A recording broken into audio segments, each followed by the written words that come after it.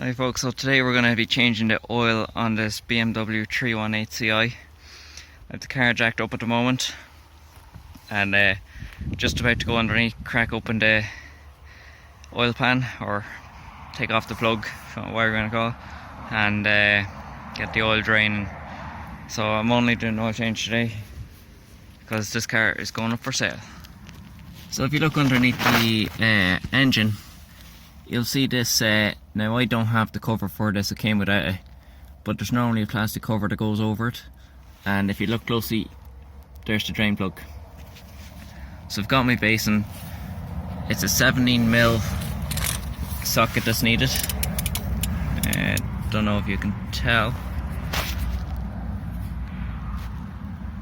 17mm, and that should crack it off for you. So I'm going to do that now and I'll turn you back on. So there we have the oil drain in there. Lovely jubbly. I'm going to let that go for about 5-10 minutes. Just see how it goes, keep an eye on it. And yeah, it looks like it was needing a change anyway.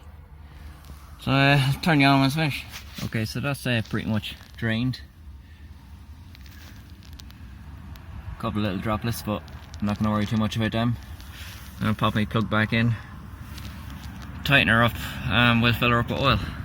So now we're going to top up the oil. Already removed that. Got my tiny funnel, which is going to be no help to me whatsoever, but it's all I got. And going to top it up with oil, so yeah, I'll shoot a little clip of that for you. So I filled her up with oil, checked the level, started the car, and I'm about to check it again for the last time, and we should be bang on. So in goes the lipstick, out it comes, and I can't really tell much on the camera, but it is pretty much bang on centre. So I'm very happy with that, and it looks a lot cleaner than what it was. It was jet black on the old one. So that's the oil change on the BMW, and hopefully I'll sell her on to a new owner who'll take care of her, and